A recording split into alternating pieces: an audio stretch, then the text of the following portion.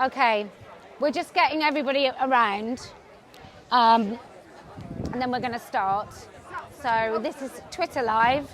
So the sound, nothing is going to be as good as it is on YouTube, but some rancid, rabidly obsessed trans activist keeps reporting me to YouTube because they're very, very afraid. I think their mum doesn't love them.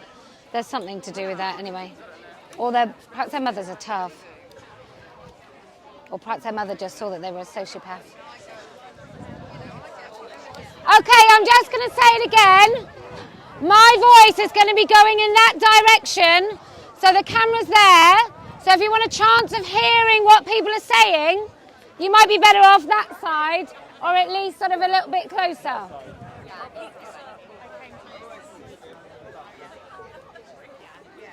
So that side, and if you're a great big bloke, that side at the back.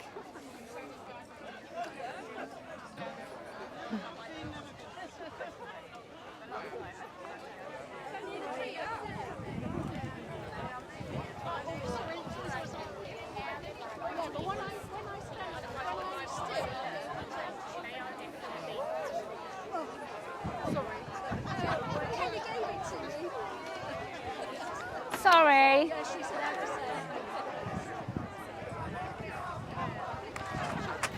But I don't want to get, every time I come, my name's Stuart, you get a bottle of these. I'm one of your older gay men, women allies. I'm sick of this fucking bastard shit. You. So whenever I come, you're going to know, God bless you for everything that you're doing. Thank I you want so to kiss much. you, but I better not, I might get arrested. Can I just do that?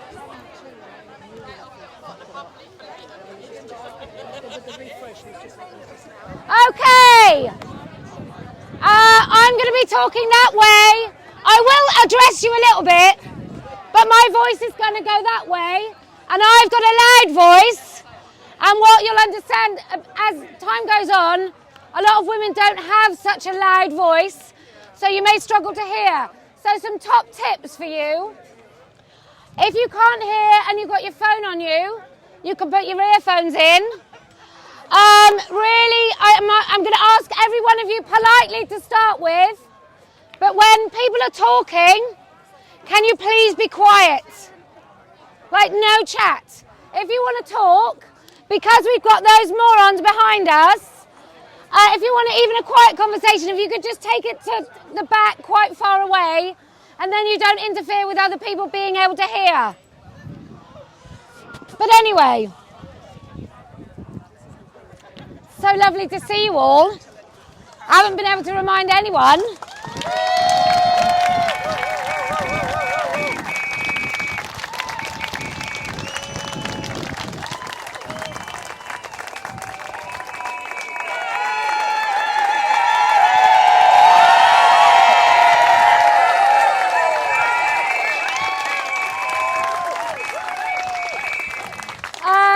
I mean, you're very generous, but we all know you just did that to annoy them.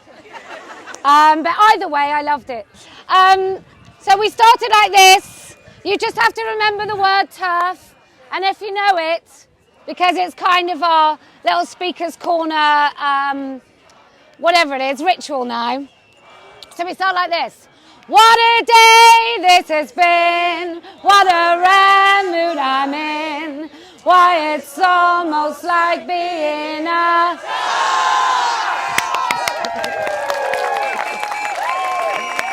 Oh, lovely, lovely, lovely, lovely. Okay, so we feel that we have to come and gather in public to speak because so many of us in our homes, sometimes even in our own homes, but in our homes, in our places of work, when we're walking about this place, and I've already seen the first Pride flag, which I thought was next month, but now apparently they've got the May bank holiday. I've seen the first Pride flag flying above the museum called the Welcome Collection today, and it's the Progress flag with the intersectionality. And I think what we can, sorry, not intersectional, DSDs, whatever, tell me? Intersex, thanks so much, not intersectional. Intersex, and I think it's really interesting because basically there's this big nasty arrow, and then all the shit that they've co-opted, I think by next year they'll have a picture of a woman. Just to really fully embrace the fact that they try to steal everything from everyone. So they've got black rights, they've stolen that, they've stolen the language from that, they've stolen the language from the original Pride movement, which basically stopped people getting beaten up in the streets for being gay and lesbian, which I think we can all say is a pretty great thing, that we decided that eventually that was quite normal and nothing really to worry about, and nobody cares. And then this activist movement came along that's predominantly wealthier, pervy, old white men. And those entitled white men who pretend to be women have come along and said, you know what, that lovely little rainbow thing you got going on, I'd like to have it all for myself. And along with it, I'd like women's changing rooms, I'd like women's toilets. I dropped my kids off somewhere the other day, my daughter's 16, and it was somewhere that was like an event for teenagers, and I just thought, can't guarantee my daughter's even safe in the toilets at this predominantly children's event. Can't even guarantee when you drop your child off, your kids off at a mall or somewhere, or mall, or somewhere where they would normally a bit rite of passage, you now don't know that your daughter, when she goes to escape in the toilet because boys are being annoying, that she's actually got a safe space anymore. So we started these things out in the open because we recognised that women were feeling gaslit and silenced throughout most of their lives. And we frankly had enough. And so we said, right, fine, if you now billionaire incels are going to run social media and you're going to stop women from talking about this, one of the quickest ways I've seen in my lifetime, I'm sure ever in the West, that they have tried to roll back women's rights. And if we can't talk about that on social media, then fuck you all, we'll come and meet in person.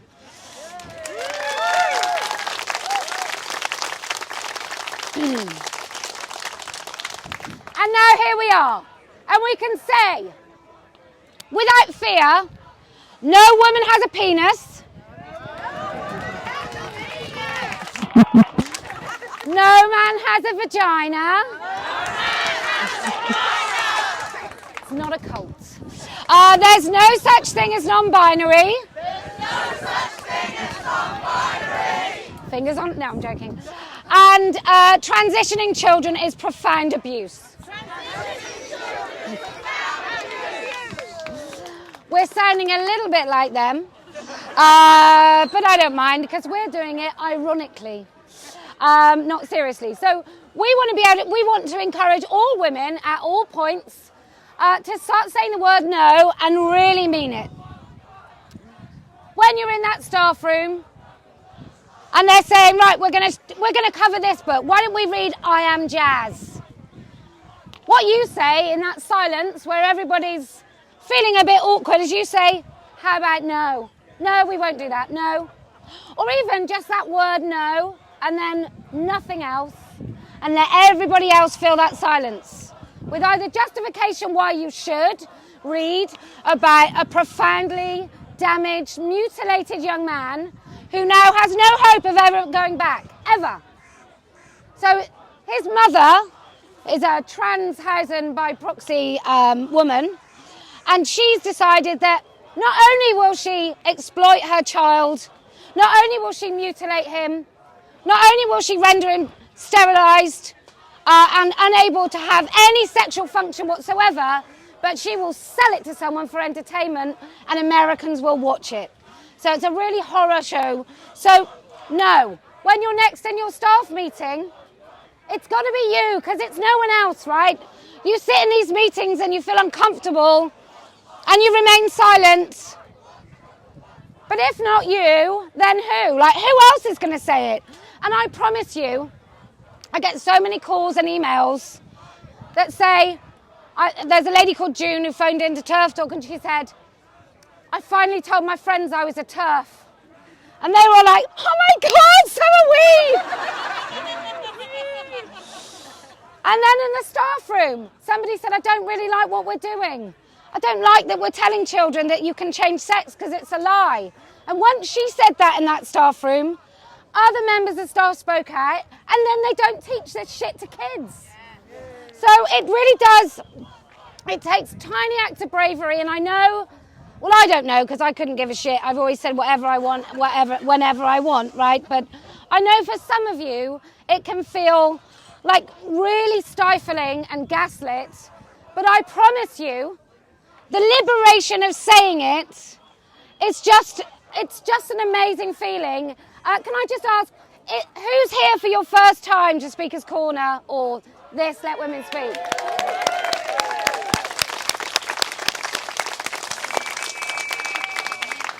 There's Louise, one of our stewards, who I adore. Yay! Woo! Woo!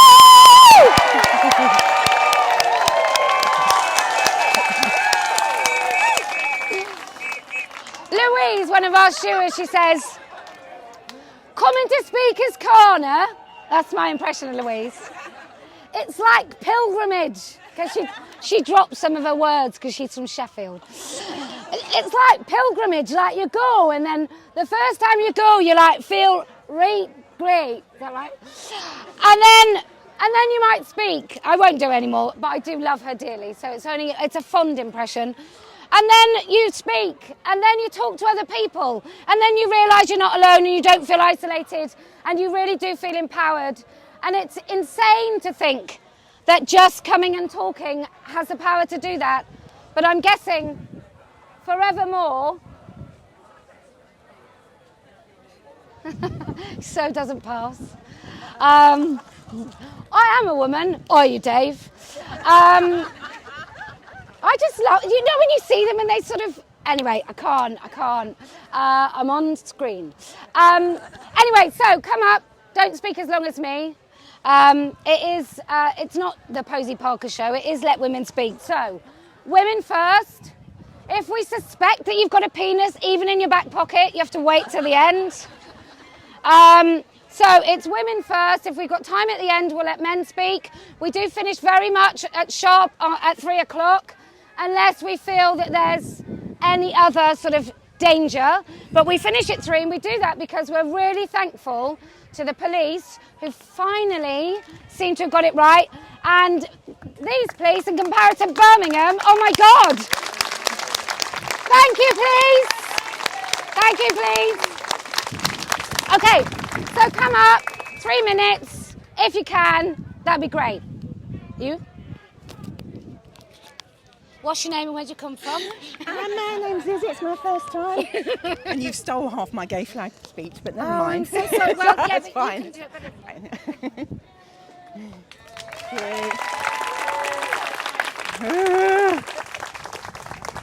Okay, do I go now? Yep. Okay, so hello, my name's Izzy. I am a woman, a proud woman, a proud TERF, and a very proud lesbian. Or as Nancy Kelly from Stonewall will call me, a sexual racist. Anyway, before I go into 4 long weeks of hibernation to avoid the embarrassing, unwanted Pride Month, I would like to talk to you about the history of the gay flag. In 1978, Harvey Milk, who was the first openly gay man elected to public office in the United States, put out a commission for an emblem of pride for the gay community. As a result, 3 activists, who were Gilbert Baker, Lynn Segerblom and James McNamara, created the gay flag. Hand-dyed by Lynn, hand-stitched by Jamie and a team of volunteers, it was flown at that year's Gay Freedom Day parade in San Francisco. By the following year, it had been refined from 8 down to the 6 colour version that gay men and lesbians know so well. Red for life, orange for healing, yellow for sunlight, green for nature, blue for harmony, and violet for spirit. All good up to 2017, when the city of Philadelphia employed a marketing company called Tierney to fix the flag, despite it being already complete and not broken. This company added black and brown along the top to represent people who were already represented, because the rainbow is fully inclusive and covers every person of every colour. Further bastardisation came from designer Daniel Quasar, who moved that black and brown from the top into the new chevron on the left, and then added the now infamous dominant baby blue, baby pink and white of the transgender flag. Valentino Vecchietti created further flag chaos by stuffing more into that pushy chevron with what he called an intersex inclusive edition, yellow background with a purple circle. We don't have all day to document all those interferences. Suffice to say, the result is a visual nightmare and shows in plain sight how gender identity ideology has and is forcing itself further into gay life and taking over. So for nearly 40 years, we had a single flag for the gays that everyone understood and accepted. It was never forced like it is today. It was first irritating, then puzzling when the changes started to happen, but none of us took much notice. Today, I don't know any gay men or lesbians who can embrace that flag with pride. Many of us just cringe when we see the so-called progress pride version, and we know it signifies that single-sex attracted men and women are not welcome. The shoehorning in an association of gender identity ideology to the gay world in the public's mind, with formerly gay groups like Pride London, who barred me this week, and Stonewall, who have also barred me, and all the rest of them, cementing use of the alphabeti spaghetti from the once LGB to LGB, TQI, AA++, etc. That strategy has ensured that Joe Public does lump us all together, and it's not fair. The rainbow flag for gays has, in the last few years, become designer diarrhea on a flag for a range of attention-seeking minorities. Now the public are showing signs of disquiet. They feel force-fed. The backlash has already begun, and the homophobia of the old days is making itself felt. Watch that play out over this next month when TQIA++ pride is rammed down everyone's throats. Has the public not noticed all the changes and additions, or separated out the very different groups who have been force-teamed? Of course not. They've been deliberately led to think we are one happy family. I'm here to say loudly, we are not! The LGB has been screaming for a divorce for a very long time. In the end, the only thing to do in a toxic relationship, if they won't leave, is to leave yourself. So, we, the LGB, have left the TQIA++ to it. They can even keep the house we built. But before we shut the door, we did sing, "See ya! Don't wanna be ya!" And so, in summary, the 45-year-old flag, having cut out the crab and gone back to basics, is gay again. So, I'm standing by it. This is my flag. Thank you. Cheers. Thank you. Brilliant. Cheers, love. Oh God, yeah, we saw that kid, who was all over Twitter, getting beaten up because he was gay. And I think we all have to have conversations, consistent conversations, where we talk about the fact that all the lesbians we know and all the gay men we know, unless you are one and you can just speak for yourself, but as straight women, we must keep reminding everyone that lesbians don't have penises and they don't want any men in their spaces, and they've been saying it for a long time. And so I think it's really important when you do have these conversations, if you can keep on reminding everyone, it's not the LGB at all. It really is the T. And even some of the LGB that are going to go along with it, or do go along with it at the moment, like some of everybody else who goes along with it at the moment, eventually we'll come to an understanding that it is poison. So, yeah, that's our duty. That's our duty. Next. Yes.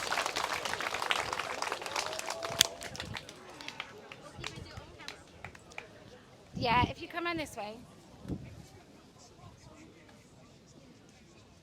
You stand there, you can't be seen. Okay, all right. But I'm so sorry. So sorry. Thanks so much. Thank you. So today what I've got is a song which is kind of bad news because I'm really awful at singing.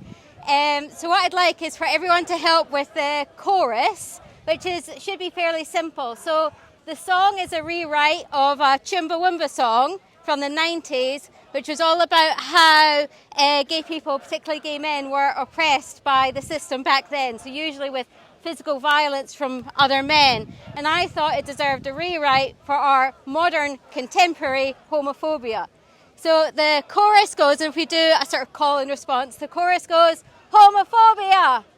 Homophobia! The worst disease! The worst disease! You can't love who you want to love. You can't love who you want to love. In times like these. In times like these. Homophobia. Homophobia. The worst disease. The worst disease. You can't love who you want to love. You can't love who you want to love. In times like these. In times like these. Okay, so now I'm going to start. It's 3 verses with a chorus in between. Right. Up in central London in an office off the street, it is there we find a charity that's catching tons of heat. Mixed up with the gender borg, the challengers and more, it is obvious Stonewall are not what they were before. Homophobia, the worst disease. You can't love who you want to love in times like these. In the apps, clubs and lesbian bars are men who want desist from pestering young lesbians who fervently resist. And in the gender clinics, there's something even worse. It's the belief that your sex body is nothing but a curse. Homophobia, the worst disease. You can't love who you want to love in times like these. Homophobia, the worst disease. You can't love who you want to love in times like these. Beware the, sorry. Yeah. Go, girl. Yeah. Beware the SNP First Minister, the patrol car of the cops, the book by Grace Lavery that has just dropped. Beware the politicians, the NHS and schools and law, for every day the virus gets more toxic than before. Homophobia, the worst disease. You can't love who you want to love in times like these. Homophobia, the worst disease. You can't love who you want to love in times like these. Right, thank you very much.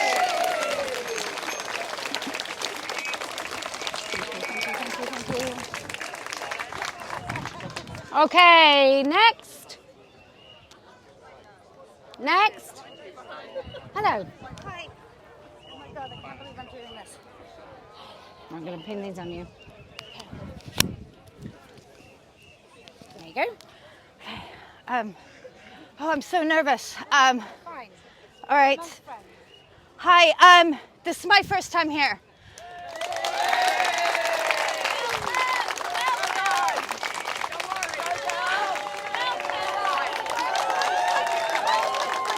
You can do it. It's fine. Deep breath.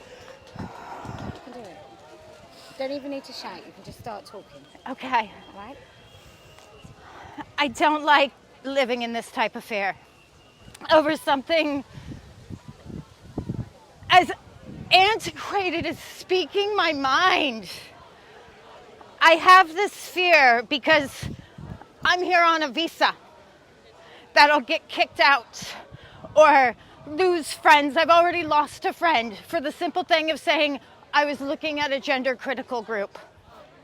That's all it took for me to be abandoned by the one friend I had in this country. And I've been slowly but surely, putting on the earrings, wearing a pin, but there's so much fear. There's so much fear that at any minute I'll get attacked. by people with mental health disorders.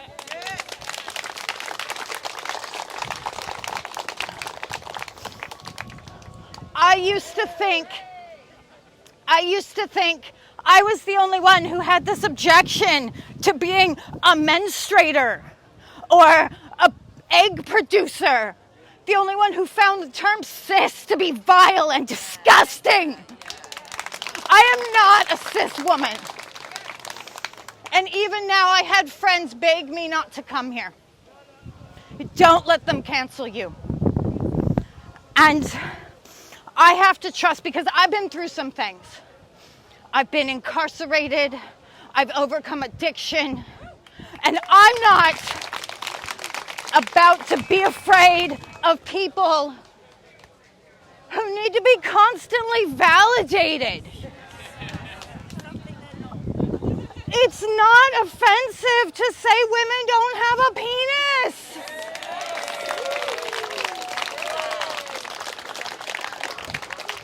And I can't live with myself, no matter the consequences, if I continue to see women silenced and don't say anything. Or if I let, the women around me be afraid that, oh, I might misgender somebody. Like, oh my fucking God. There are bigger problems, like to cancel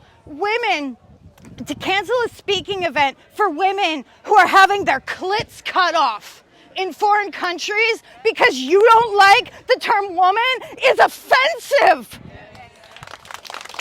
And I'm angry. And I'm angry because we should be able to sit down and have a conversation and meet in the middle. Because here's the thing, we could have been their allies. We could have been strong allies.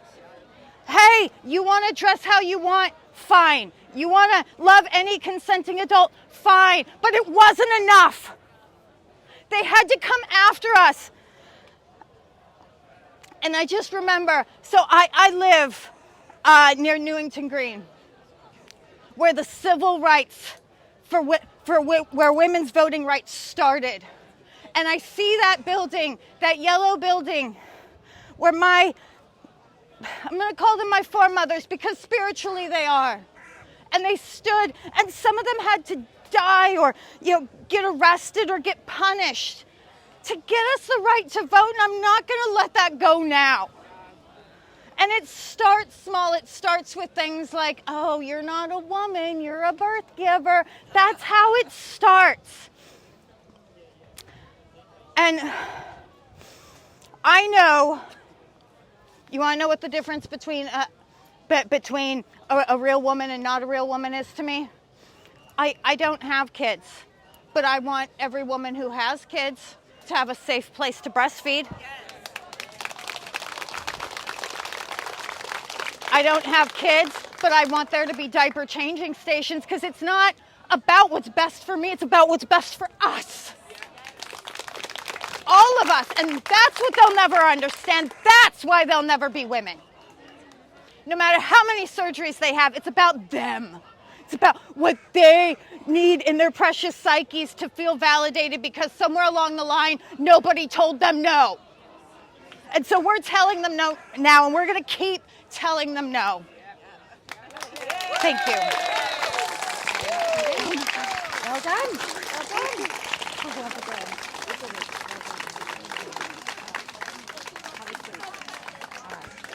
Okay, next.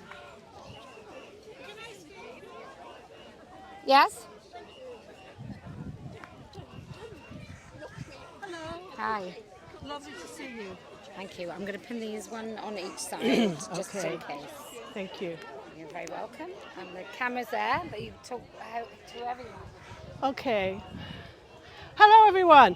Hi. This is my second time here because I feel safe because of the police, I'm going to say. I'm 72 and I wouldn't come before because I was scared, but I'm not scared anymore, so. Okay, I'm a second wave feminist.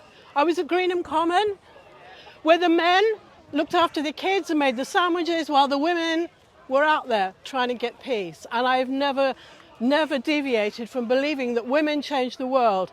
I helped fight for rape crisis, for women's refuges, when women had no money, no power, the laws were against us. Rape wasn't even illegal, and we fought and we got all these rights. And I won't see these children take those rights from me. I won't see it.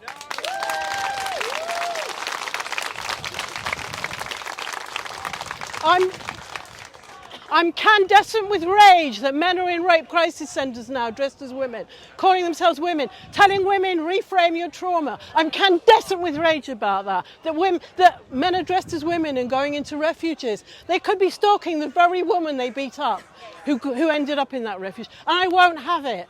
And if what we have to do is start over again, okay, I'm old, I'm tired, but I'm up for it. We have to start all over again from ground zero. They will not stop us.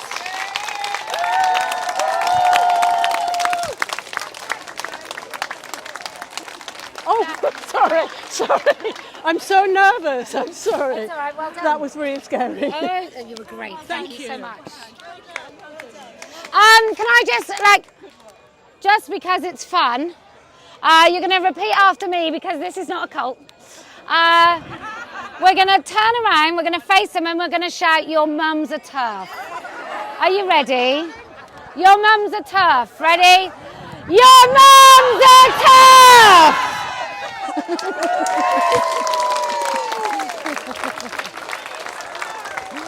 And your granny. And you cannot throw your granny off the bus. Kate? And you. Kate's wearing one of the early editions of the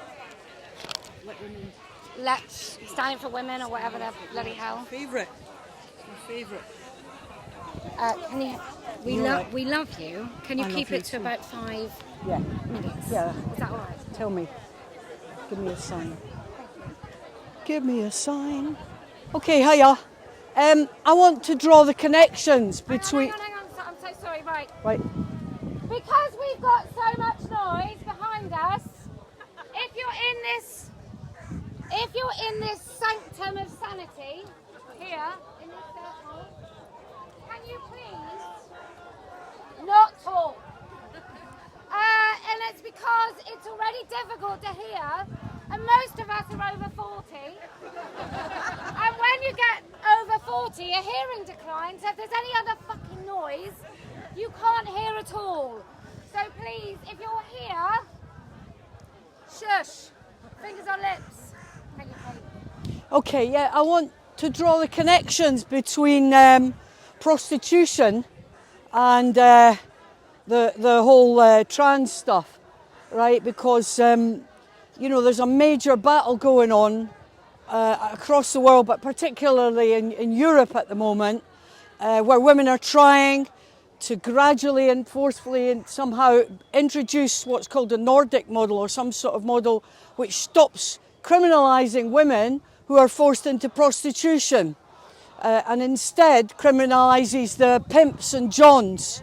And if you're not aware of this, I really urge you to kind of become aware of it and look into it. It's not accidental that these people support what they call sex work, right?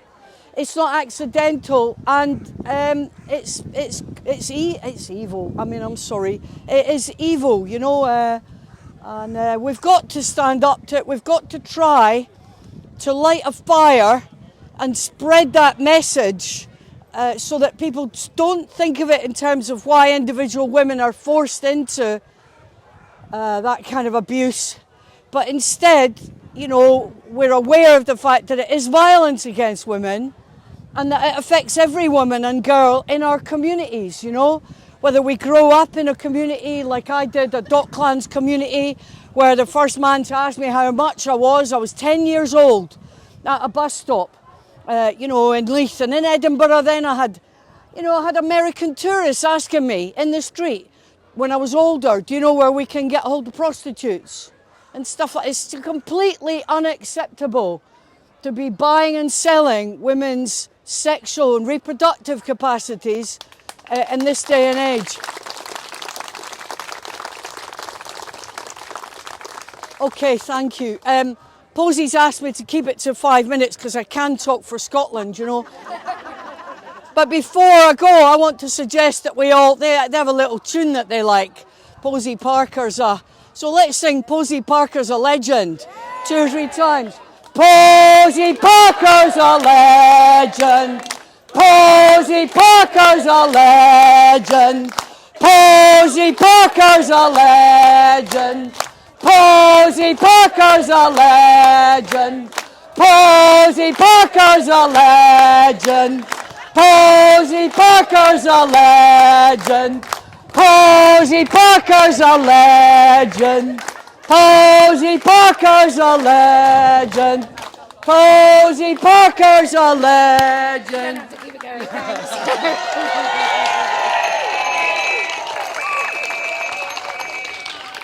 I don't know. I think they like it. They get really animated. They look really excited when we say it. I think it's joy. Or maybe it just identifies as joy. I'm not really sure. Right, who would like to go next? Yes. Hi. Hi. I think you might not recognise me because of my hat. No, it's not much of a disguise. I'm not gonna lie.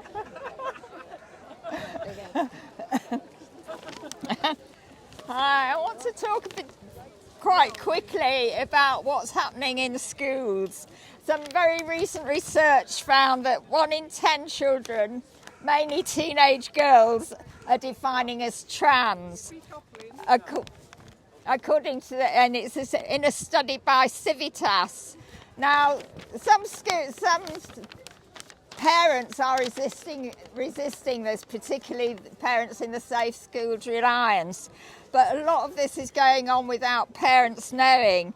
And the vast majority of these girls are girls who are same-sex attracted. So they should be supported in schools as young lesbians. But in many schools, this is not happening. Schools are instead referring them for irreversible medical treatment. These girls are frequently bullied at school and told by other students that they're really boys. And some schools will allow them to socially transition.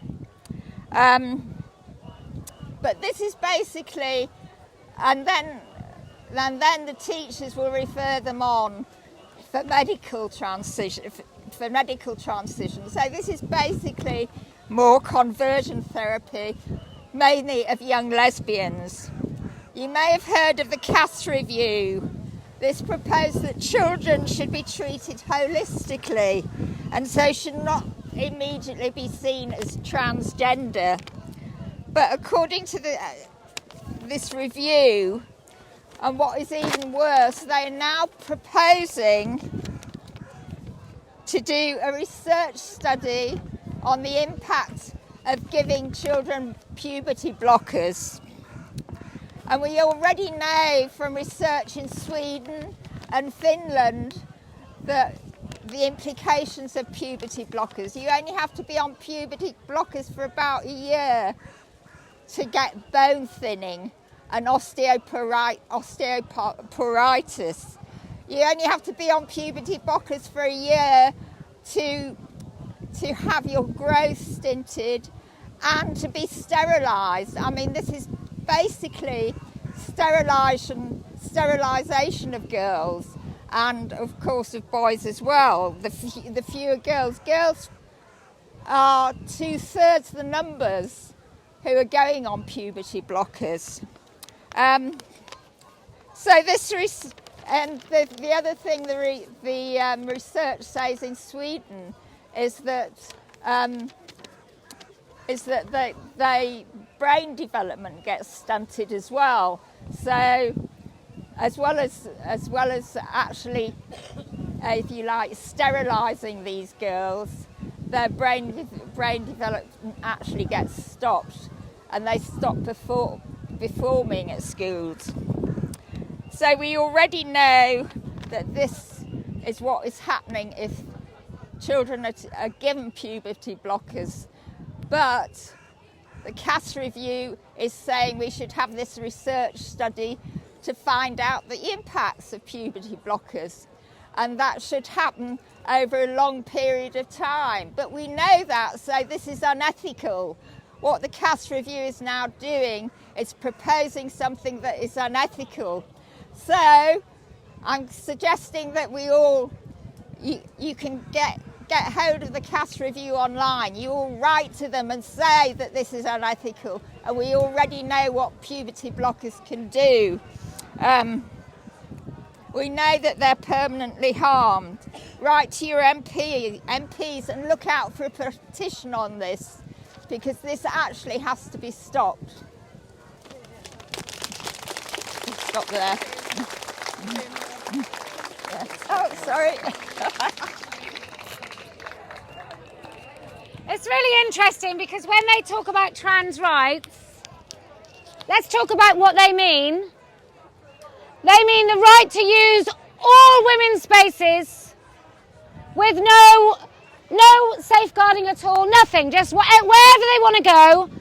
That's what those men want. That's what trans rights means. Because they say things like, oh, it means right to housing. Who isn't housing someone just because they have bad dress sense? Like, that isn't happening. And when they say trans healthcare, like, mate, we've got women in this country who can't have their lives extended for the last few months to spend with their kids because the drugs are too expensive, and yet you want us to spend money on you growing some ridiculous looking breasts on your massive body. And I just want to say to each and every one of you, you don't pass.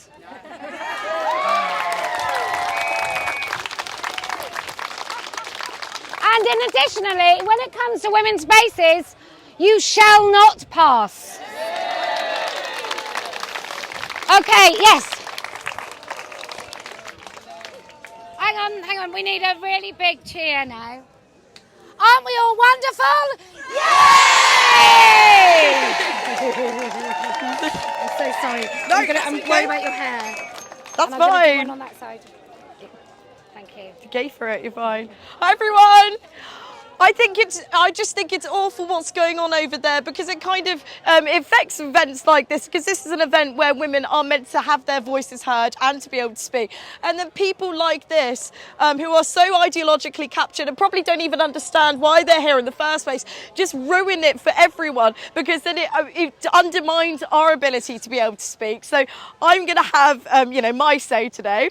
So I shouldn't have to stand here and tell everyone what a woman is, adult human female. That shouldn't be something that should be up for debate. However, society's become so ideologically captured that we have to spell out simple biology to our politicians just to keep us women safe. As a young woman myself, there are not many of us in our generation that are standing up for the rights of women. Women are gaslit, coerced and abused when they speak up on the most basic facts against trans ideology. Riley Gaines, for example, remember all of that going on in the media, held hostage in a cupboard for 3 hours by trans activists when she spoke up about women's rights. It's awful. And our safety and our rights as women are being jeopardised left, right and centre. Children are now being taught in schools that gender identity trumps biological sex.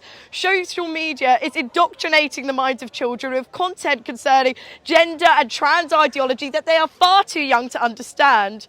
It is terrifying what the world is allowing to happen to our children. Why can't kids be allowed to be kids?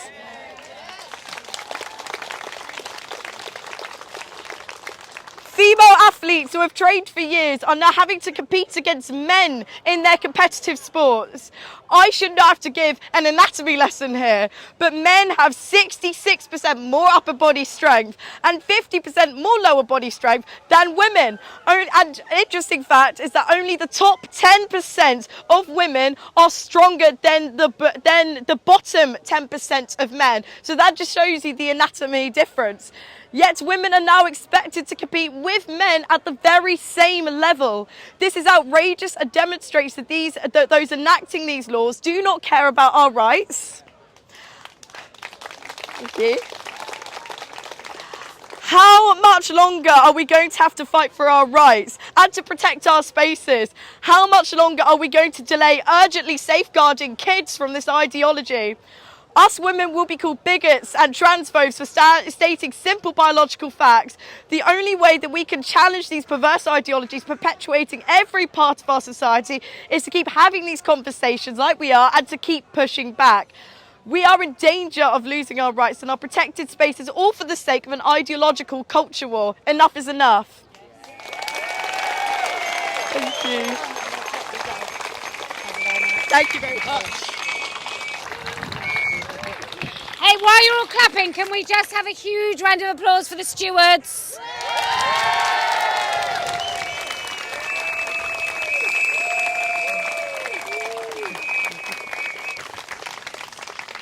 Were you blowing your dog whistle? Nice. Adult human female dog whistles. We have them in the store. Without the stewards, nothing happens, and some of the stewards are so amazing that they are actually coming to Vienna and Geneva. So I'm very, very happy about that. But we are going to the UN. Can I just say, here at Standing for Women, we have to raise a lot of cash, because just going to do Vienna and Geneva, who knew Geneva was so expensive? It's like £6,500 just for 3 days, and that's because I need security, because everywhere I go now, I have to make sure I'm in certain sorts of hotels. Everywhere I go, I have to be a silent guest, which means my name's not listed anywhere, because it's quite threatening, and then I need sort of personal protection wherever I go. You know, because that's normal. That's perfectly normal if you just don't want your daughter to go in a changing room and have an adult fucking man in it.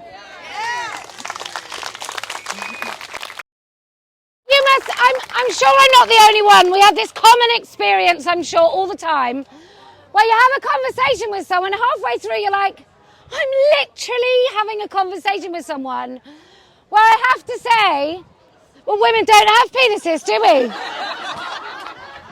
Someone will say, what do you do? Like, I've got signs, my office is in my house, and I've got signs on my driveway.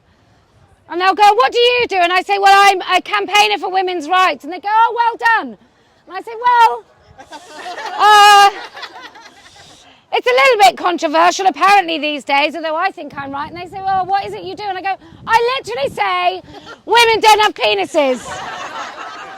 That's kind of the essence of my campaign. And that we shouldn't transition children, and that children deserve to grow up in a healthy body that is perfectly whole by the time they reach, I'd say, 25. And then you can choose to do what you like. But I do not believe that there is anyone of sound mind that looks at their body, and I mean this, and I'm not trying to be I'm not trying to be an arse. I'm just saying I genuinely don't think if you look upon your body and you decide that your life would be better if you had breasts and you're a man, or if you don't have a penis, or if you're a woman and you no longer have your breasts. I genuinely don't think it would pass the test that you are making a decision with a sound mind. And I think it needs to stop. Can I also say, that goes with things like labiaplasty, and that goes with arse injections to make your bottom bigger, or breast implants. I think all of it. There is a man in London who now does surgeries on, there's a famous YouTuber, she had her breast cut off 3 months after she went for her first appointment saying she thought she might be a boy. After going to a girls' boarding school where, I mean, I've watched her from an armchair diagnosis. I'd probably say she was on the spectrum. And maybe school was a little bit difficult for her, but anyway, she now identifies apparently as a trans man. 3 months. On his walls, he has had commissioned really expensive oil paintings of him with his nice little knife in a woman's breast. all this kind of weird, God, actually look him up. He's debated with Julia Long. And Heather, whatever is Heather, Dave. What's that? Oh, not that one. That's a worse one. There's another one with a bucket of breast tissue. And it simply says breasts, where they've been taking off so many teenage girls. That's in America. So many teenage girls' breasts. They've got nice little buckets with signs on. And he had a cake made, that surgeon had a cake made with him, with someone on the operating table on the cake. But this particular guy has made a fortune out of women's insecurities manufactured by a capitalist industry that wants you to spend money to fix stuff that will never ever get fixed. Because if this is the thing that you think will fix you, then you'll find something else and something else, because actually it's somewhere here that needs repairing. Okay, I've talked for too long. Anyone else? Yes. We're going to cheer, you know. Well done! Woo!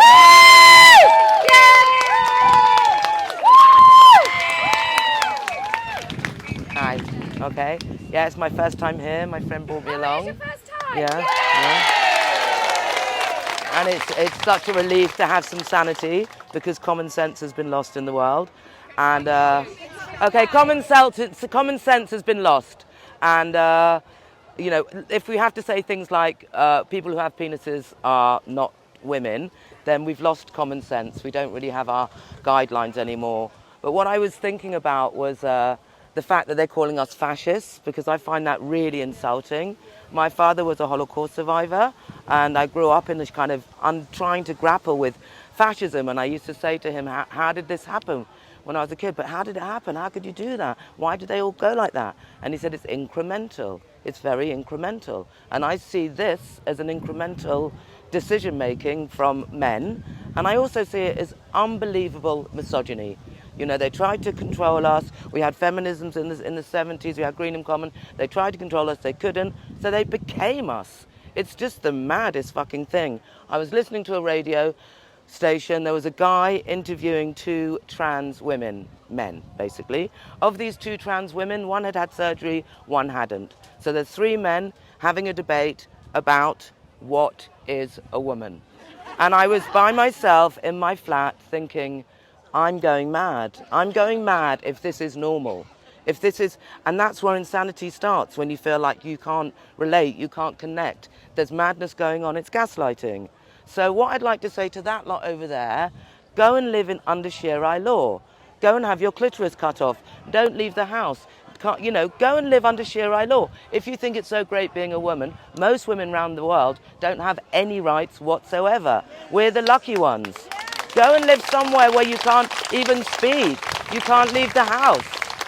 So I think they've got a very skewed idea about what a woman is, and I think it's all about controlling women. It's misogyny in its purest form, and it's a fucking insult that they call us fascists. So thank you very much. Yeah. Oh, sorry. Okay. Yes.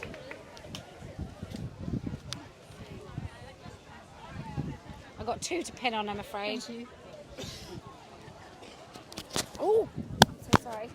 I don't really want to bend over on the... No. Thanks very much. You're welcome. Hello, I had an exchange on Twitter with a man who calls himself Roz Caveney. I don't know if you've heard of him. Yeah. So he said that he'd been to a literary soiree with some of his lady friends, with some ladies, and they'd read some poetry together. So, and it was really brilliant, and the poetry was really brilliant, and they were so beautiful, and he wanted to cheer them all on because they were so brilliant. So I said, well, can you post some of it? I wanted to did you film it? Did you put it on YouTube? So I wanted to go and laugh at it, basically. And he said, alas, no, it is not on YouTube. And I cannot post it either. And I know the reason is because it's rubbish. Yeah. And I said, I don't think that a transvestite, a man who impersonates a woman, could ever write anything that would be worth reading. And there's sound psychological reasons for this, but he did not want to ask, like an intelligent person would have said, oh, that's interesting, why do you think that? He just said, oh, you bigot! You're a big bigot, and you're a hater, and I can see from your timeline that you're full of hatred. So I thought that was the end of the exchange, and I thought, well, what if I was actually wrong, and maybe he's really good, because I've never read anything by Ros Caveney. Why would anyone read him? So I went to find some of his stuff, and I actually found a poem, and I want to read it to you. So, also I want to get into character. She's a trans activist. I want to do it while, basically. Hold on. I think he wears it back to front, doesn't he?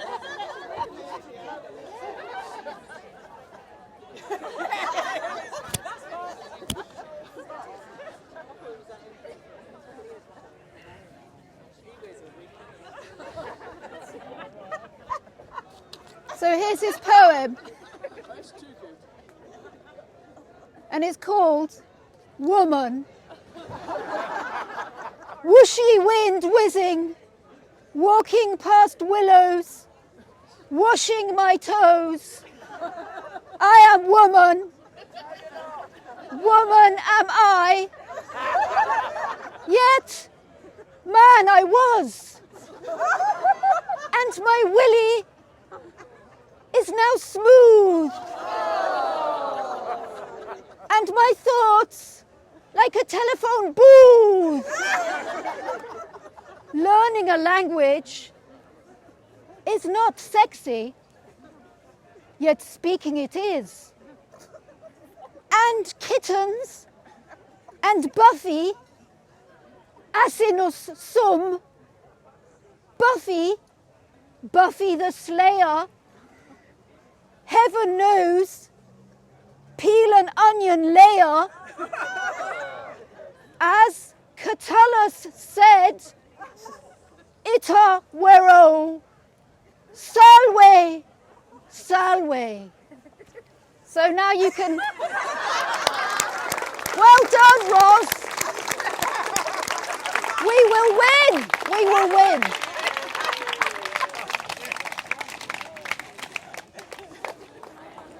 Oh, sorry. I would imagine that's the largest bit of applause that poem's ever had. Yeah. Okay. Next. Yes. Oh, yes. You're so current. Thank you. I'm just going to give two, just for, yeah.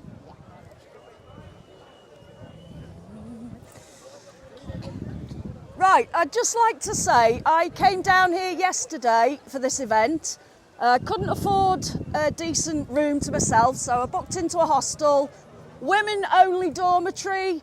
I got there at about 9:30, 10:15 at night. All I wanted to do was settle down and just get some sleep. I'd been travelling all day, went out for a meal and some drinks. I was shattered. 20 minutes after I'd been in the room and got settled down, one of the other women came in and said, oh, by the way, I need to warn you, they've put a trans person in here. Some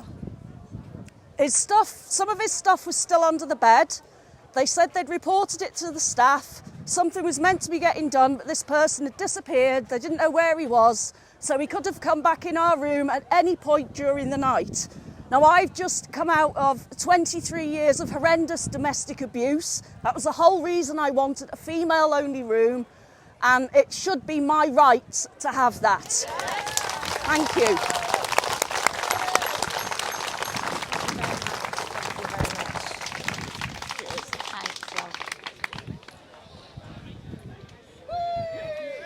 Dr. Anne, everyone!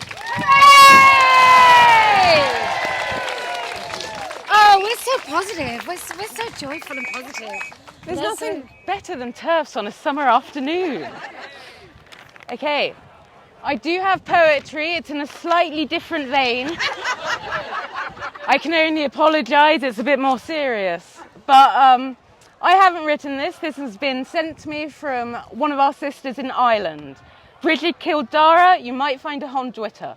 And she says, I'm an Irish woman who has been fighting for women's rights for 40 plus years. I was part of the fight to make rape within marriage a crime in both England and Ireland. I have written the following in response to the draconian Irish hate speech laws that are currently being voted on. You know, Ireland, they haven't apologised properly yet for the Magdalene laundries. My mother was put in one of these laundries at 13 years old for 3 years. When her father died, and on the advice of a local priest, they didn't want her to become wayward. She said these were the most horrendous years of her life. So, this is for you, Ma. Rest in peace. When I think of my sex, my feelings run deep. When I think what is happening to women, my eyes start to weep. We are losing our language, rights and dignity to appease fetishistic men who say he's a she. Women fought long and hard for single-sex spaces. For what? To now let in men with ugly clown faces? Being in our spaces is for control and a sexual thrill. I will never ever go along with the drill. We fought to make men raping their wives a crime. It took until the 90s for that to be enshrined. Before then, a man could do what he liked to his spouse. Yet still today, we are beaten, raped and murdered in our own house. Traditionally, plod have turned a blind eye to domestic violence calls, leaving women to die. Sometimes we are murdered in front of our kids, sometimes alone, and each new year, femicide and misogyny has grown. And just when you think it can't get any worse, the murderers and rapists show up in court carrying a purse. We are then expected to call these monsters she. Never ever will I be taking that knee.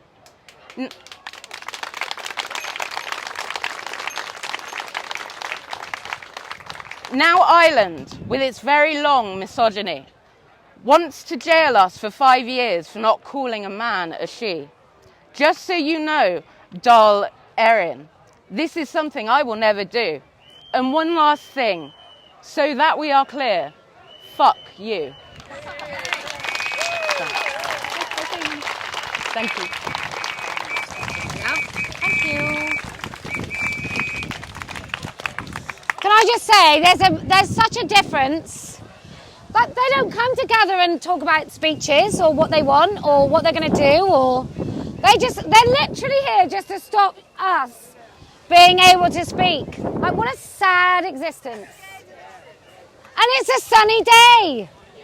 And there's loads it's London, for fuck's sake. There's loads to do everywhere. It's an amazing city. What are you doing today, kids? Well, I hate my mum, and so I thought I'd come and shout out some middle-aged women, predominantly middle-aged women, sorry, in a park. Like, what a thing to do. Jesus H. Christ. Yes.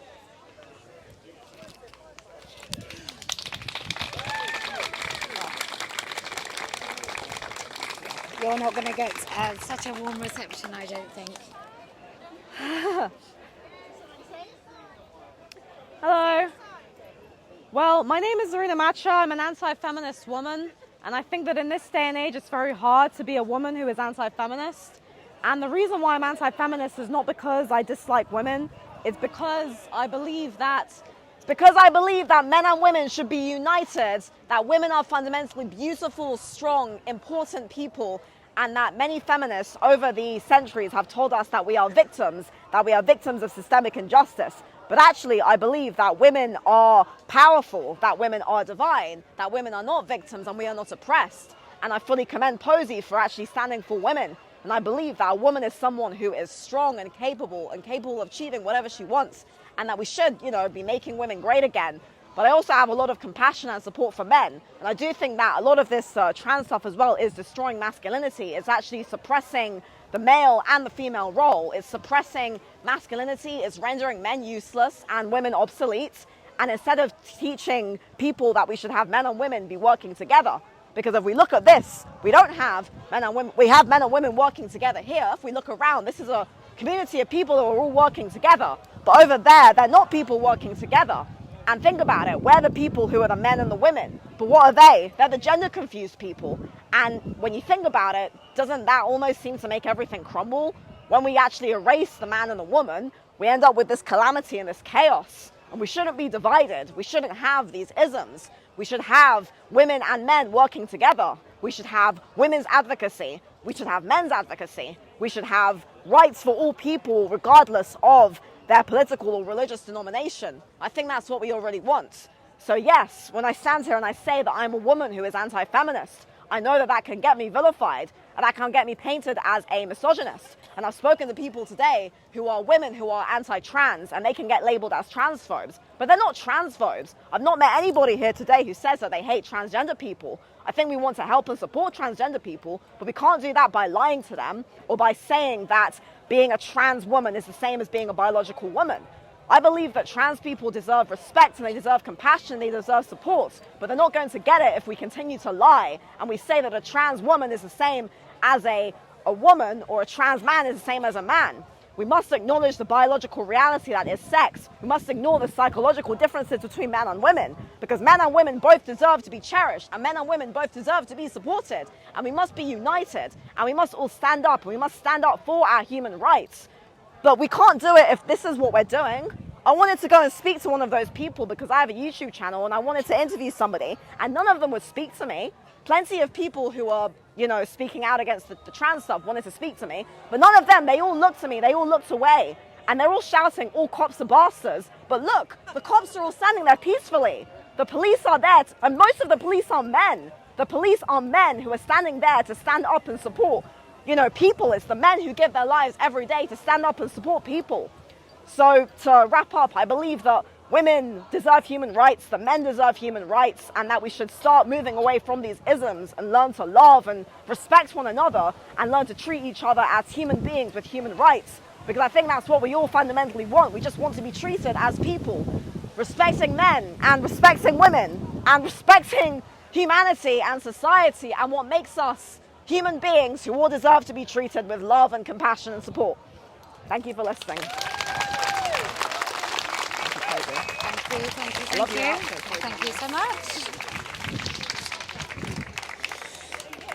Well, that's a brave woman coming into the centre of a lot of women who identify as feminists and announcing she's an anti-feminist. But this is Let Women Speak, and she's a woman and she spoke. And I think that's what this is about. And we're not them, so we do let people speak. Because we're not fascists. Anybody else? Yes. Thank you. They've got so much more energy. Okay, hello everyone. So I wasn't planning on speaking today, but the moment's taken me. So my name is Sian and I'm a feminist philosopher. Now, the thing I want to briefly, and this will be very short because I've not planned a speech. The thing I want to speak about is the fact that I've been coming for standing to women since last June, I think. And obviously most of us stand up and we talk about the implications of transgender ideology on not only women's rights, but on people's rights, including transgender people.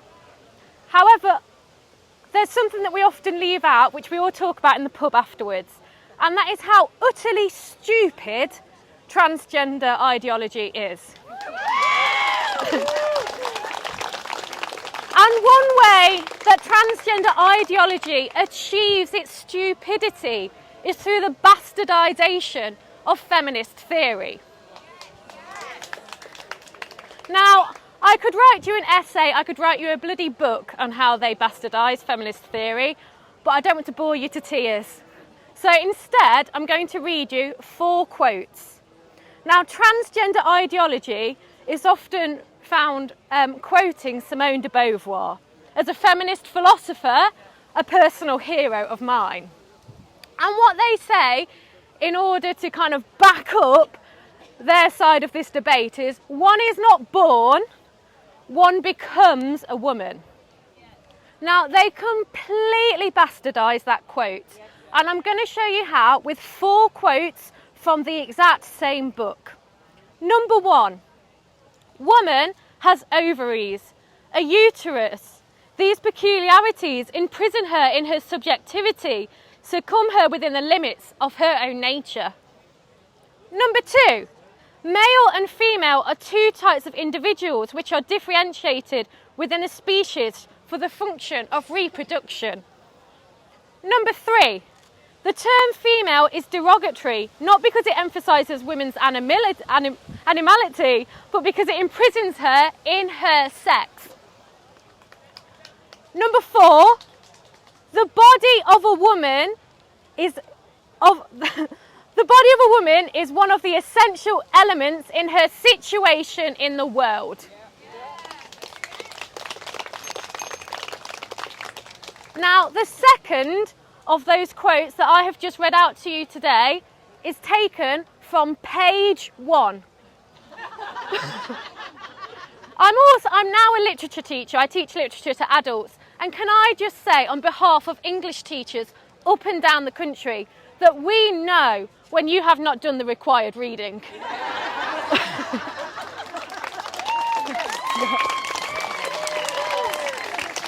Thank you.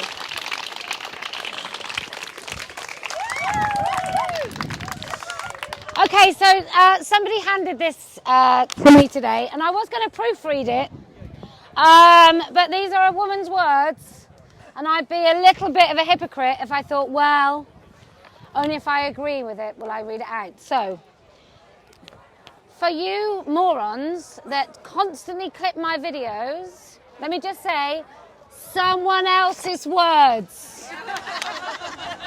And for you women who call yourself feminists, who keep sharing one of the most vile, obsessive TRAs on Twitter, who clips my videos, this is someone else's words.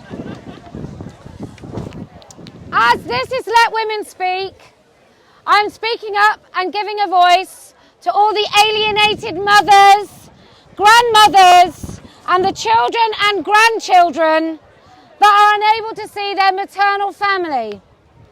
Alienation is the continuation of abuse where one parent uses their own children to turn against the other parent. The children are weaponized by the alienating parents. Little is known about mothers having no relationship with their children, but most people will know or have known about a father unable to see his children, and alienated fathers are also victims of abuse.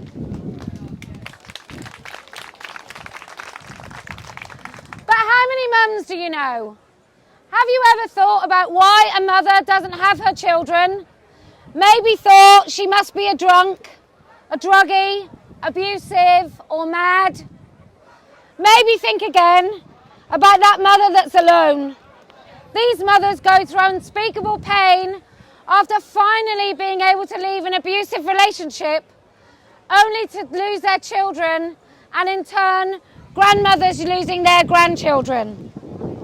In 1989, a new Children's Act was written into law. This was to give children a voice for the first time. Their wishes and feelings were taken into account in family court proceedings.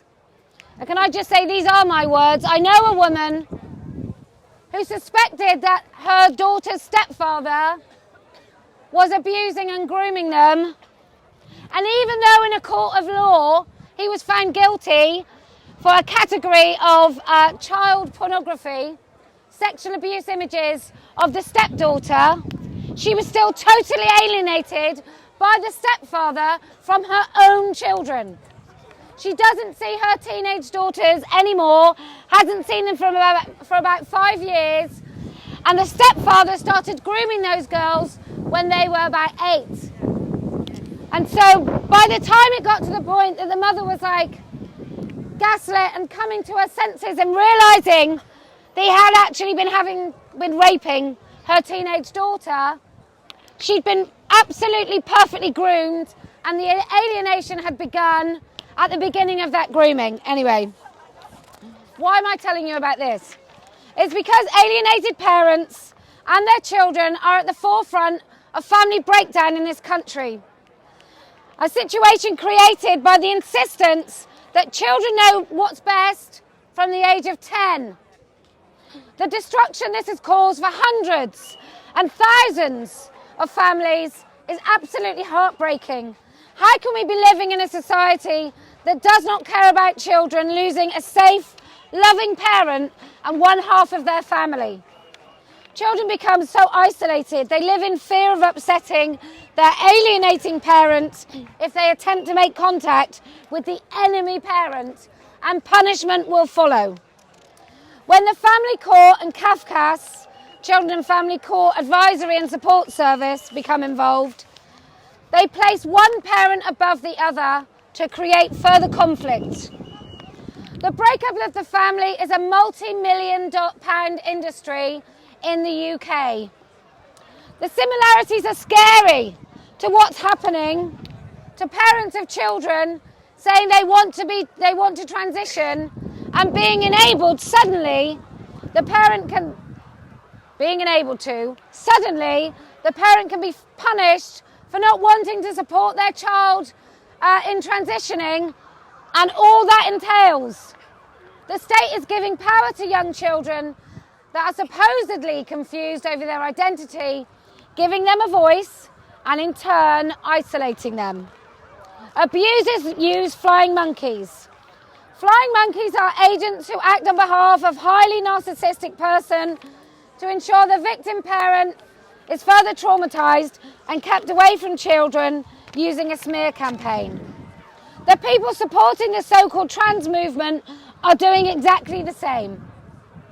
Smearing women who speak the truth, causing division and isolating the children who the state have confused about their gender.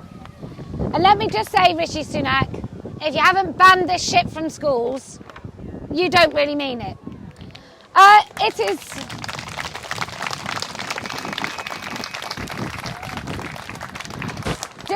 genuinely, do we need some sort of investigation to stop telling... No! Just to say, you can't change sex. You like my husband, you interrupt, just finish my sentences, and you get it totally wrong. You missed it.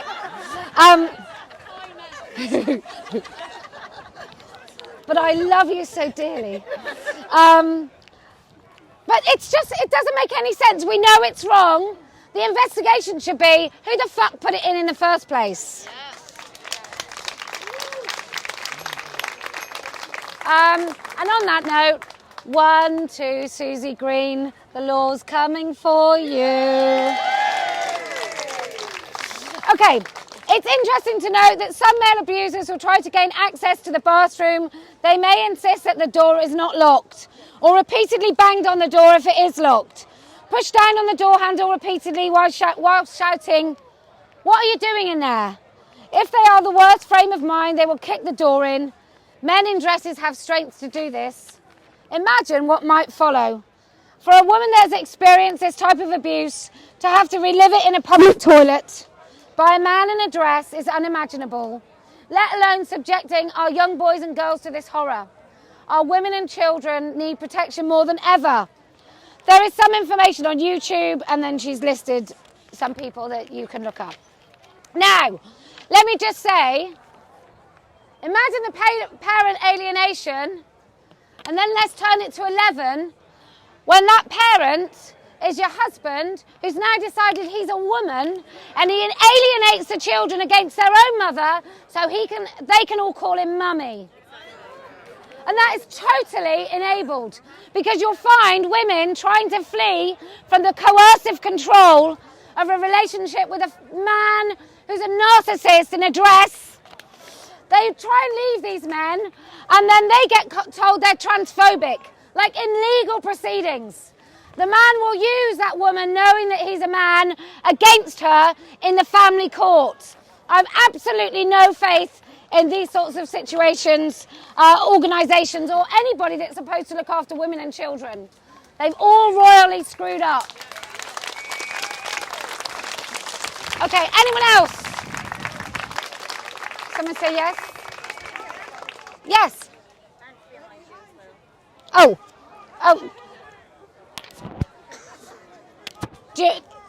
Let this lady come first, then you. Thank you. Is it your first time? Yeah, I'm a teacher though. I'm used to speaking. Thank you.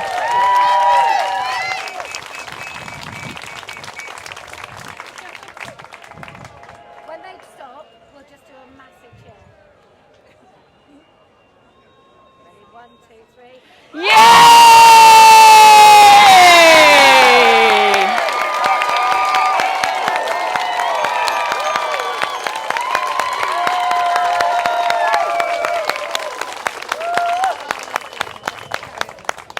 Hello. I would like to speak about Save Women's Sports. I'm not an Olympic runner, I'm just a fun runner. You know, I like walking, I like swimming, I'm nowhere near professional level, but I would like the right, like millions of women, to be able to actually run in women's categories. The rot that is happening in America, where girls are losing their scholarships because there are men that are turning up and running and are being awarded times that women are never going to achieve. We've only got to see this weekend about the wonder of women in sports. Georgia Taylor-Brown winning the triathlon in Italy. The women's team, Helen Glover, coming back in her 40s to gain a silver at World Rowing Championships after having twins, after actually having 3 children. Women are fantastic.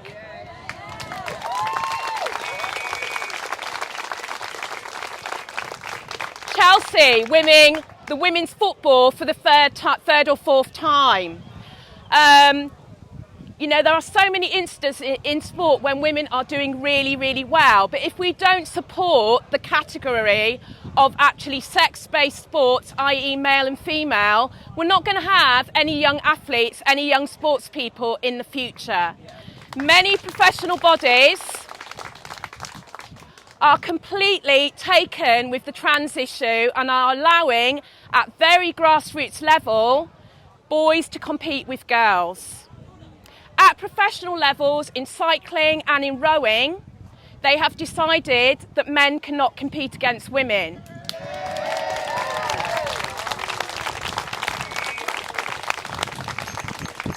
But we've got to think about the future, and we need to support Save Women's Sports. There is a video on YouTube with various professional sports people. Please watch it and please share it. Thank you. Thank you. Come on. If you stand here, everyone can see your lovely t-shirt. It's a t-shirt. If you need a t-shirt, you need to go to adulthumanfemale.store. Right.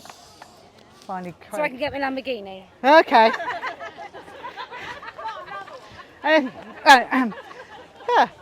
My name is Mel. I've been coming here for a few years, but I've never ever been brave enough to speak. I am speaking to record my dissent. I do not believe in gendered souls. I believe in biological reality.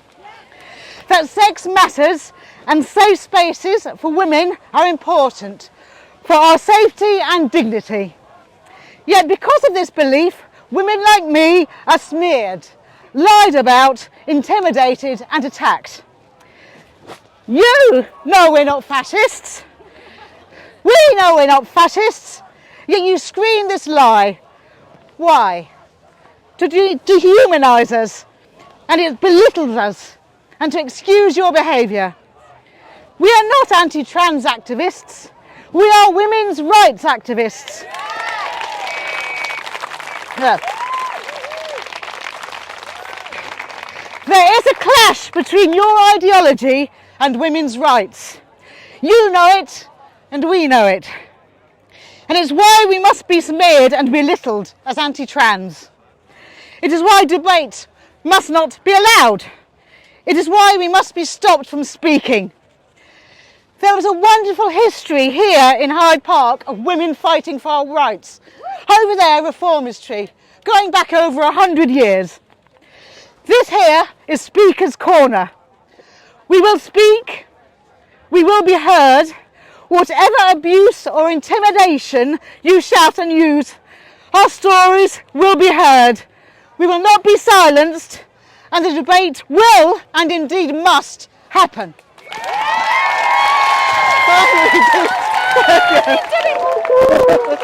There you go, thank you. Shaking, there you go. You did really well, well done. Is it a bit weird that I feel quite proud? I feel like a mother. So good, so good. Anybody else? Yes.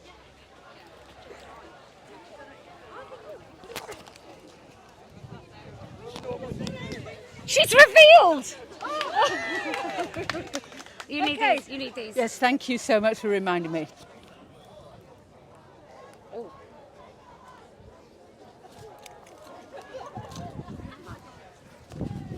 Folks, I always try and tell you what I hope will help you to take away. Yes? I always try to do positive. Last night, the Let Women Speak Geneva located the convicted sexual offenders for Switzerland and sent them to me. Within an hour, we have Switzerland added to the 99% of sexual offenders are male. A great tribute, if I may say so, to Kellie-Jay Keen, who has inspired women across Europe. I don't think she was expecting me to translate into every single European language. But never mind, I'm a bit autistic that way.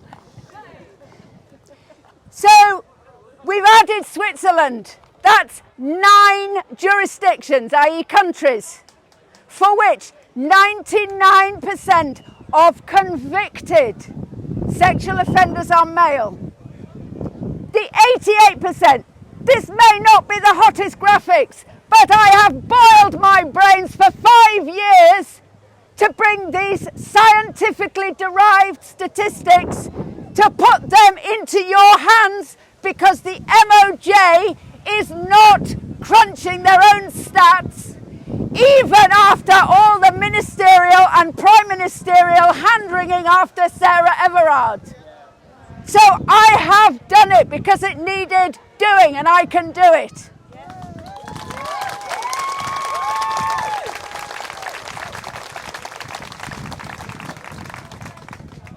I am pretty proud to be in my 25th anniversary year of Me Too, for protecting women and especially girls.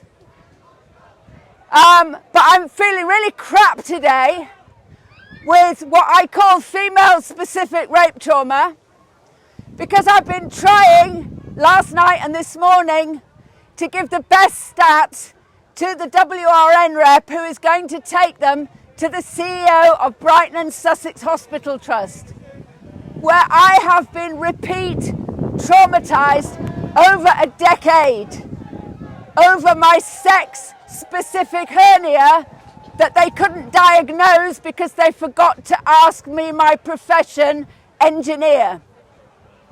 What chance do trans men have? When I saw the consultant, I said very politely, I'm afraid my GP has misgendered me. The consultant agreed, asked the GP to change it. I now have a medical letter that says my sex is female and I have no gender. the DVLA ignored a medical letter. Yes, and I will be doing a letter before action. So I've come up from Brighton. I have all my Elizabeth Fry kit. By the way, it was her birthday last weekend and I took her presentation to a Quaker meeting. I have been busy handing out these cards upside down. Thank you for being too polite to tell me.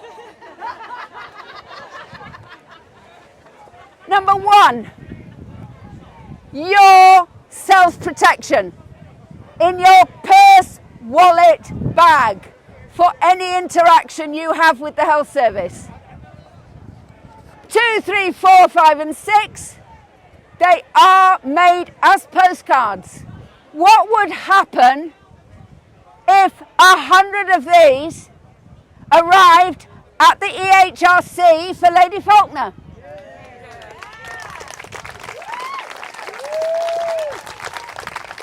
I think the hashtag is just saying.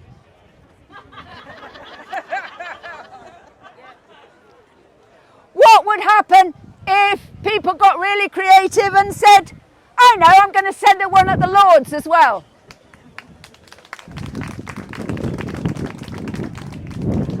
It is my honour to have boiled my brains to get these stats to you, which may or may not be the best graphical treatment, but are not 5 minutes graphics on the internet.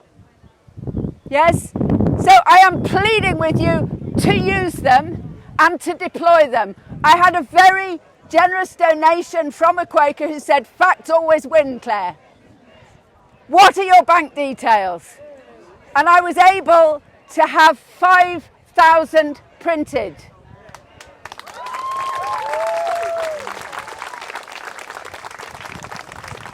They are only any good if you use them. And remember the ancient crone saying, a postcard a day keeps the Transborg at bay. And I'm not going home with any of them either. Transborg or postcards? Thank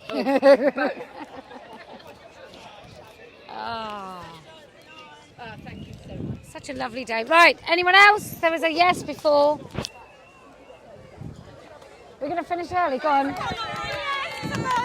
Oh, right. What's your name? Laura. Happy birthday to you. Happy birthday, Laura. I don't know where you're going to put that. No. Happy birthday, dear Laura. Happy birthday to you. Thanks very much. Thank you very much. So today I turned. Shut up. They love me. It's just. Today I turned 40. So yeah. So it is my first day officially of hagdom, and I am fucking loving hagdom. It is fucking amazing. I recommend it to everyone. You might recognise my voice from being incredibly truculent on more than one Twitter space. Sorry, I'm trying to forget about the camera because it's terrifying. I didn't realise how fucking terrifying it was. Go away. You might recognise me from Twitter spaces where I get very annoyed about a lot of things. I hadn't planned to say anything, but listening to a lady here who was talking about children, I'm reminded of the Lionel Shriver article that I read recently in Unheard about the danger of not just letting children think that they know everything, but actually telling them that they do know everything. Because as I learned today, I'm 40 today, and I was thinking, you know, birthdays tend to settle the mind as you contemplate yourself in the mirror and what went wrong? Kind of thing. But yeah, several burgers. But looking back at my 30th, by any metric, I was more. I was just less happy, less myself, less fully formed. And if you look back at yourself, if you remember yourself at 12, Lionel Shriver says in the article, imagine someone telling you at 12, or God forbid 10, or 8, or 6, that you're all you'll ever be, that you know yourself intrinsically, that you have all the answers. So if you feel like a piece of shit, or that you don't have any of the answers, or that you don't know anything, they're telling you that's right. That's all you are. Don't argue. This child knows themselves. Well, I'm confused. That's good. You're right to be confused. You don't give any. The whole point is that they are blank slates. They come into this world. We all do. And we're taught along the way, and you have to be allowed to create yourself, to make yourself up as you go along. And even from 30 to 40, the changes are seismic in how you feel. And I'm thrilled to be entering my 40s, and I can't wait to see what they hold. And I bet I'll stand here at 50, although I really fucking hope we don't still have to. But if we do, I will be here and annoying you on Twitter as well, saying, I'm sure that I knew nothing when I was 40. So to tell children at age 10, age 12, age 15, it is absolutely, if I can borrow a certain legend's, profound abuse. It is profound abuse.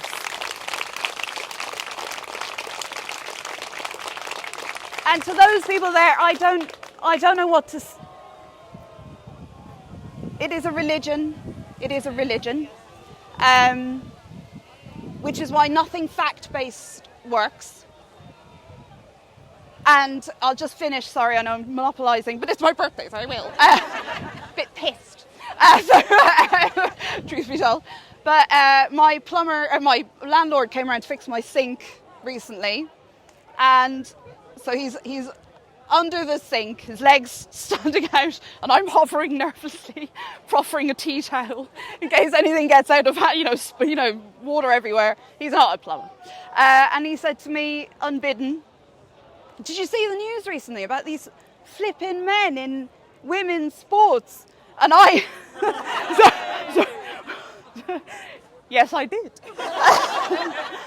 What say you? Tread carefully, don't turf out on them. Let them come to you. It's like a startled horse. You have to. And he was saying, "Yeah, oh my God, my wife is I can't believe it. Well, they're telling kids we had to go up to their school." I was like, "Did you really? I can send you some stuff." And then I went to my sunbed place. Don't have sunbeds; it's very bad for you. But I nevertheless do that. And the girl at the thing said to me, I got told off for misgendering someone the other day. Absolutely, I swear to God, I'm not wandering around turfing out, just apropos of nothing. And she said I got misgendered told off for misgendering someone the other day, and I said, what do you think about that? And she went, "Oh, it's bullshit," like this. And what I thought was, we're everywhere. We're everywhere. Just because you're not standing under this tree, and I'm thrilled that everyone is, but I promise you, Jesus, it's all they've got going on. But with us, it is normal reality is a very small part of our lives. So if you are worried about turfing out, don't be, because they're everywhere. They're under my sink fixing my tap. They're giving me melanoma. They're everywhere, and so are we. And just, happy birthday to me, hands up! Thank you so much.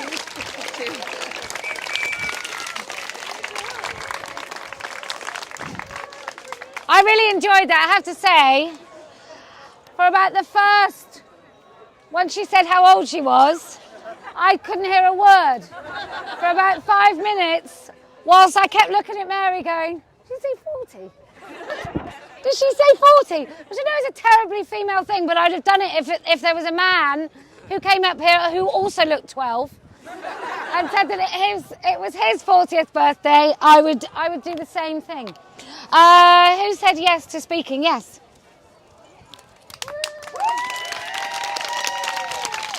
I'm only stood back here because because of the sparkles. Ooh. I know. Where'd you get them? Oh, a long time ago, probably. Nice. Hi, my name's Bernadette. Hi. I am the WDI representative in the UK. If you've not heard of Women's Declaration International, please go online, Google us, sign the declaration. This is a declaration on women's sex-based rights, reaffirming what was originally written in CEDAW, where women's rights were based on their sex and not gender identity. We have a mission to oppose any change in law, policy and guidance from sex to gender identity. And I just thought I'd just stand up here today, and if I can find it, read the statement that we put out this week. I have to read it now. So there was a petition which ended on Wednesday, which called for the repeal of the GRA. And we put out a statement regarding that. Oops. And the ball is rolling. Things are changing. There's going to be a discussion in Parliament in a couple of weeks. And parliamentarians are starting to talk about this. So if you see another petition to repeal the GRA, please sign it. And this is our statement we put out. In November 2020, WDI provided a written submission to the Women and Equalities Committee on reform of the Gender Recognition Act, in which we argued that the GRA should be repealed. WDI holds a firm position that the GRA legislation is detrimental to the rights of women, is homophobic, and is a part of a widespread dismantling of crucial safeguarding for which the government has a statutory responsibility. At the time of its enactment, it did not take into consideration the impact on women and children. In fact, it has undermined the safeguarding of children and of women who are victims of crime, including sexual crime, lacking capacity, in hospitals, in need of intimate care, in closed psychiatric wards and in prisons. Removing the GRA from the statute books is a necessary step towards re-establishing that safeguarding. So there was a current petition, but it did close. Many of you may not have known about it. Follow WDI on Twitter. Sign the declaration, then you'll get emails about it. Look out for other people saying if there is another petition, and sign it. There's going to be a debate in Parliament in a couple of weeks because somebody put a petition up and lots of people signed it. We can do that with the GRA. We all believe it. Sign it. Right, just sign. It's not going to happen if you don't put your name to things. Right, so this is the end bit of our statement. The initial government response was that the GRA is effective, strikes the right balance. We disagree. Per our submission, and we encourage any UK citizen or resident who supports repeal to sign and share the petition. Yes, and to show the UK government, right, so we wanted everyone, we knew it wasn't going to make it, I think it got to 16,000, but we wanted the government to know that there are people who believe it should be repealed. And it should be repealed. It is immensely homophobic piece of legislation. Go on to gov.legislation.uk or something, read the actual thing, it's not very long. It's not very long, it's a ridiculous piece of legislation. Please sign any appeals to get it repealed. Thank you. There's someone else? Yes. Oh, sorry, no, I've got to, sorry, just one moment. Where's, yeah.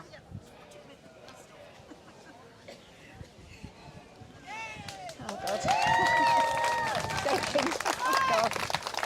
Oh, Christ. Can I start? Right. So I'm going to speak. Sorry. Right. I'm going to speak about Park Run. Those of you who don't know, it's a free weekly run of 5 kilometres, and it's an absolutely superb grassroots community organisation, and as soon as I heard about it, I immediately signed up, even though I didn't think I could possibly run 5 kilometres. And it is such a wonderful organisation, it's spread all around the world, and I've met some of the nicest people through Parkrun, and the volunteers, it's just stunning. And what upsets me is that me speaking up about it is probably going to cause conflict with some of those lovely people, because like a lot of nice people, they've been taken in by this be kind. Yeah, and they forget about being kind to women. So basically what's happened, when I signed up, I signed as a female or man or a woman, I can't remember which.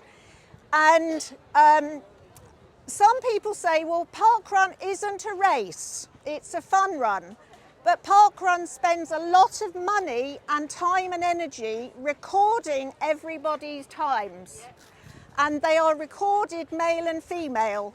And when I get my email on Saturday morning, the first thing I look at, because it says you were X woman out of so many runners, and I ignore that because so what, and I look for my position as a female, and I look at my position in my age category, and then I look at my age graded score, and that is related to world records based on sex. And I thought Parkrun, being the wonderful, sensible organisation it is, that it would be immune to this gender bollocks, but unfortunately not. And they are allowing men to register as women. Yes.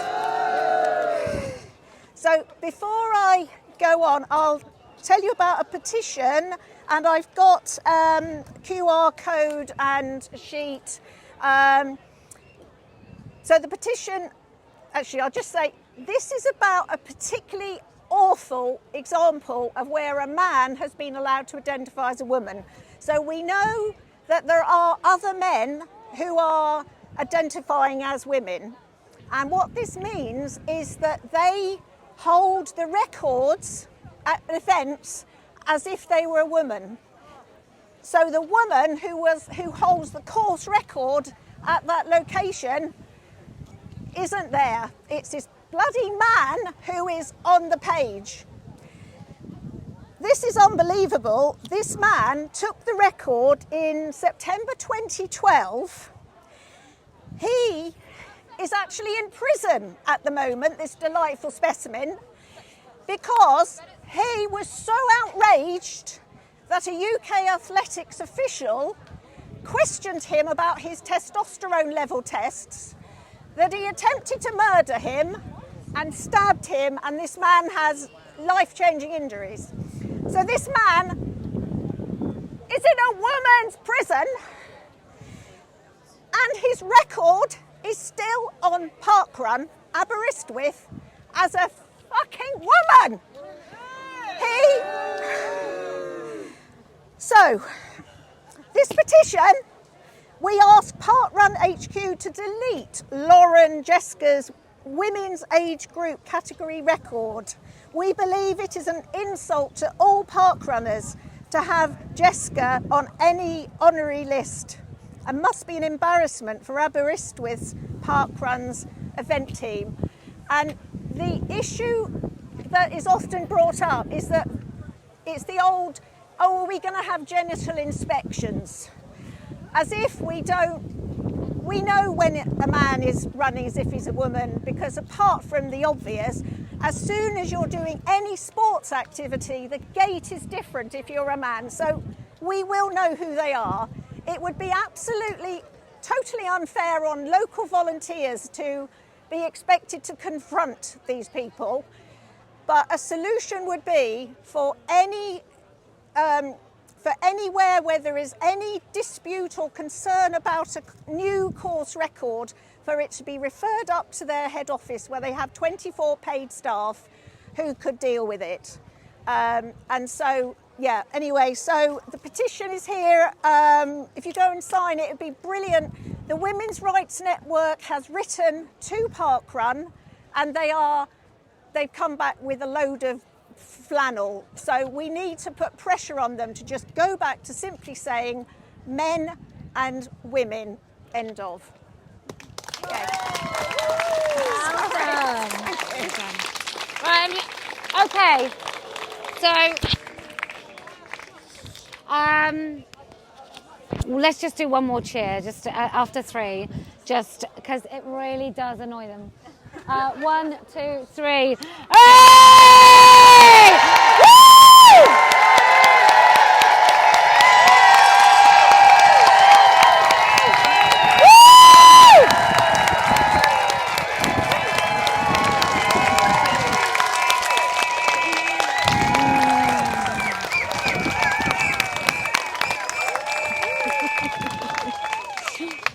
Oh, I do make myself laugh. Okay, so we gathered here today to say the things that we all need to say, that we can't say anymore without fear of intimidation or punishment. I don't mean all of us. I mean women everywhere. I get emails all the time from women saying they had no idea that other people also thought the same and that they were feeling like they were going nuts. So, we are allowed to say, happy birthday. We are allowed to say, no woman has a penis. No man has a vagina. Non-binary is nonsense. And transitioning children is profound abuse. And one more, just because I think we should. Let's have 3 lots of your mum's a TERF. Ready? 1, 2, 3. Your mum's a TERF! Your mum's a TERF! Your mum's a TERF!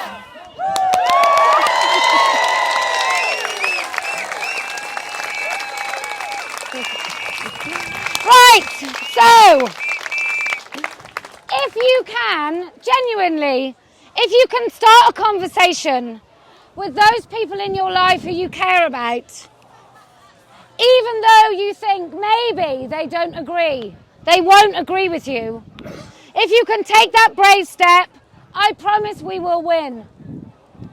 If you can stand in amongst us, and even when a woman that you definitely don't agree with, even the words she says here, but you can listen with an open mind and still stand with her because she's a woman and stand for her rights, then I promise we will win.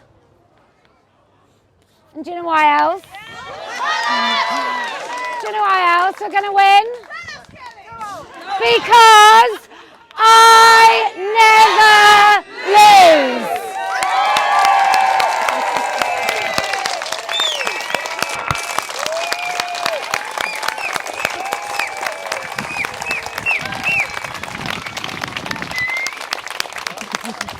That was so great. Thank you, Mary. Thank you so much.